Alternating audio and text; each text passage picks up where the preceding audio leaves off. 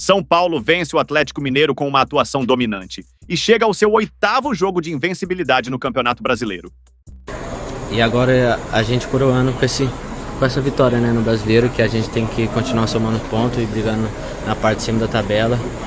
É um momento bom, um momento legal, onde, como eu falei antes, está tudo certo, tem muito comprometimento da parte dos atletas, tem um grupo unido com muita fome de vitórias.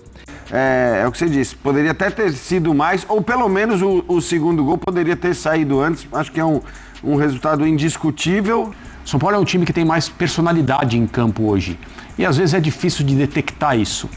O meio de campo, por exemplo, com escalações diferentes, atua de uma outra forma. Você percebe que tem jogadores dispostos a fazer o diferente, a não se preocupar com o erro de um passe, de uma jogada individual. O ponto-chave para a vitória do tricolor foi novamente o seu meio-campo. A dinâmica de jogo imposta pelos jogadores de meio na partida deixou o Atlético sem reação e a equipe mineira foi facilmente dominada. Confira a análise dos comentaristas sobre mais essa grande vitória do tricolor.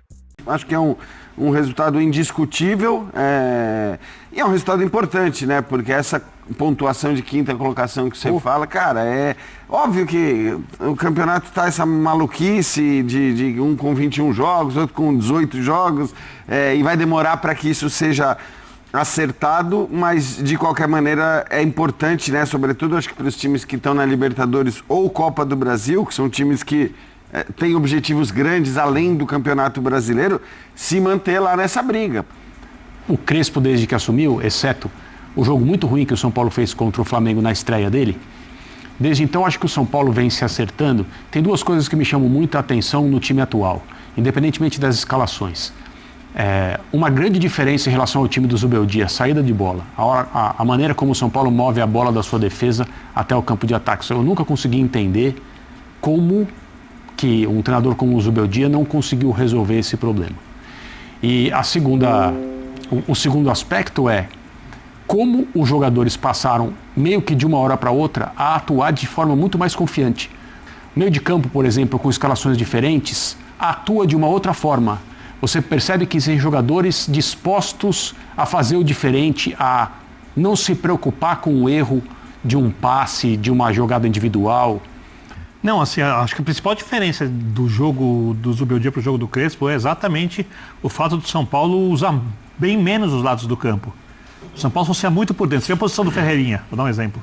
Com o Crespo, ele joga perto do André, que não é um centroavante fixo, que se movimenta muito. E aí os 3 jogadores do meio campo se aproximam.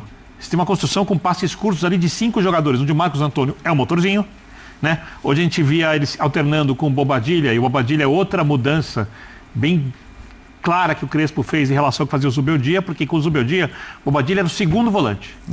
Ponto. Com o Crespo, ele é segundo volante, às vezes é, entre aspas, o meia. Hoje, em muitos momentos, a gente via o Marcos Antônio recuando para a linha do Pablo Maia, esse ficava um pouquinho mais, chega à frente, mas era o primeiro volante de fato, com bastante liberdade de construção. O São Paulo tem 3 zagueiros, e o Atlético não conseguia atacar.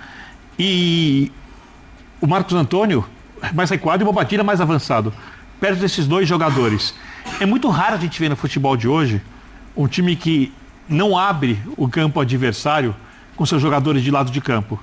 O São Paulo não faz isso muito. Quem avança são os laterais, né? O Enzo mais ala, o Cédric mais lateral. Só que o Cédric tem crescido bastante no apoio. Eu acho que as críticas feitas ao Cédric... Um bom jogo hoje. Assim, as críticas que fizeram a ele, eu acho que são bem injustas. Primeiro porque ele joga todos os jogos.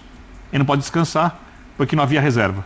Segunda questão, ele defensivamente às vezes ficava sobrecarregado, porque no final da era Zubeldia, quando ele perdeu muitos jogadores, ele não tinha Marcos Antônio, o Pablo Maia estava voltando muito mal, o Alisson mal fisicamente, ele era obrigado já com o Lucas Ferreira, jogava com Alves, jogadores que nunca se mostraram à altura da titularidade do São Paulo.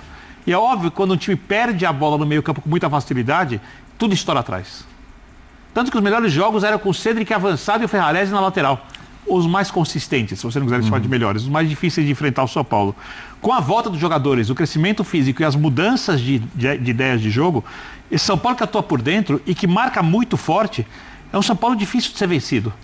É um São Paulo que dá pouco espaço, é um São Paulo que quando recompõe com uma linha de 5, os zagueiros funcionam bem na jogada aérea, coisa que não vinha funcionando tão bem antes. É um São Paulo que chega com muitos jogadores à frente, que aglomera muitos jogadores pelo meio.